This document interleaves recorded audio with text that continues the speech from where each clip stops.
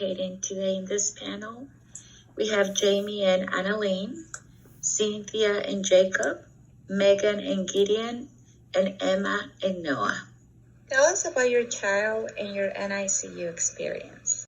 Well, our experience with the NICU is not the traditional experience. Annalynne was not premature. We had a great delivery and we went home 2 days later with a typical birth. It was 2 weeks later, right after her 2-week checkup, that Annalynne stopped eating. She became lethargic and then her hands started twitching.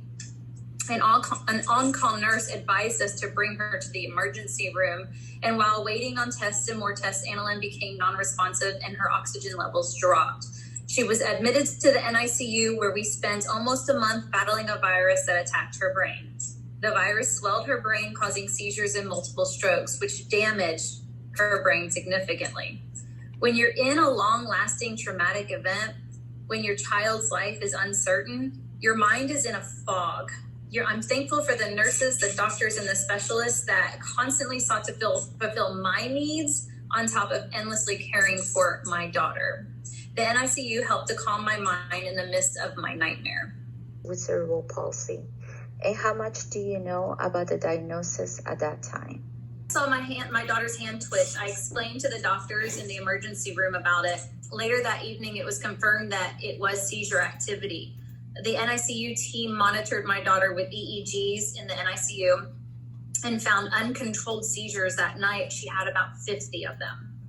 So once the seizures got under control, an MRI was performed to assess the damage. It was severe damage, as she had had multiple strokes during her storm. When the doctors explained the MRI results, he listed cerebral palsy as a major expectation. He said that she could just be clumsy or that she could be confined to a wheelchair. The only thing I knew about CP at that time was I had seen a comedian who had CP. He laughed about his strange arm, which was tucked in and contorted. He walked with a limp and he spoke with a lisp, but he was a professional comedian. I was told that the brain could build new pathways and that since she was so young, that we should have hope. Was diagnosed, how soon did your child start receiving therapy? And how was your experience with the services provided? Annalynne started receiving therapy with ECI 3 months after leaving the NICU. At first, everything seemed to be normal. Annalynne acted like a typical 4-month-old, just a little more sleepy. But with ECI coming to our house, they picked up on my son. I had a 2-year-old son at the time. He was displaying signs, and we had just been through a major traumatic event with my daughter, and now they're telling me that my son is displaying signs of autism.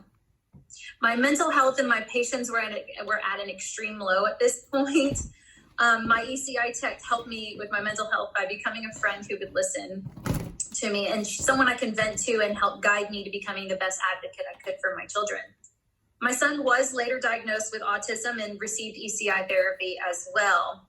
And through a program called Pathways through ECI, my son learned how to talk at the age of 3, and he is now fully verbal.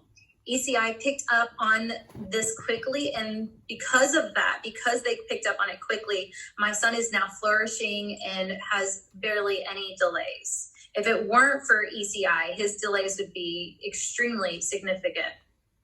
I'm thankful for ECI Tech for telling me about the autism, even though I didn't express it at the time. But because of that, but not only that, she saved my daughter's life too.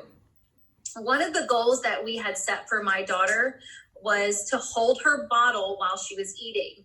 But I couldn't figure out how to do that because I was holding my baby and holding the bottle to feed her. And so I couldn't pick up her hands to put them on the bottle. So since I couldn't accomplish this goal, the ECI tech had arranged a visit around feeding time.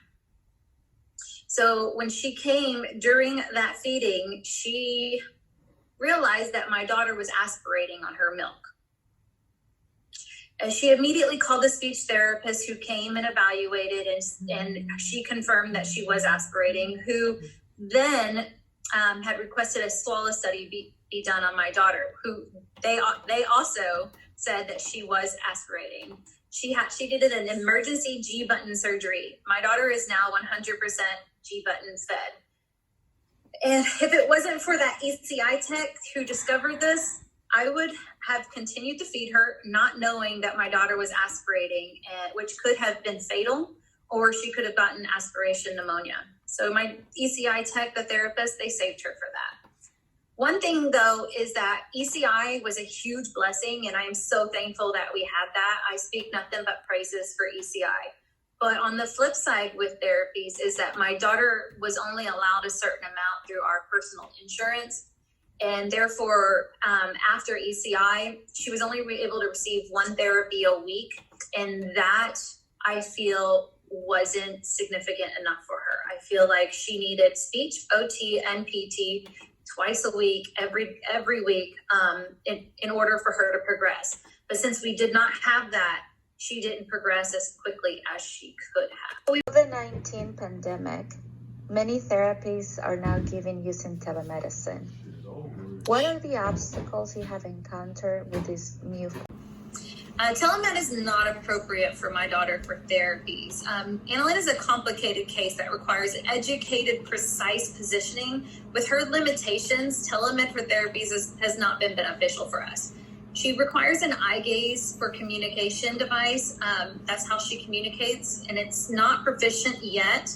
Telemed therapy is almost impossible with that. Definitely not beneficial for her using the eye gaze communication and therapy online. Thankfully, our therapists have followed protocol of wearing a mask and proper PPE while in our home, so we've been able to continue to get therapists to come to the house. Has telemedicine affected the overall developmental progress of your child? Well, with school, she was supposed to do extended school year.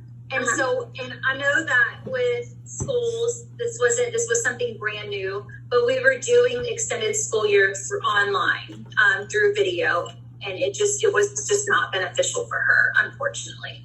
Other children that may have the intellectual capacity might be able to, but my daughter does suffer an intellectual disability, and being nonverbal and non-mobile is really difficult to do those things with her online. So it wasn't a benefit for our family.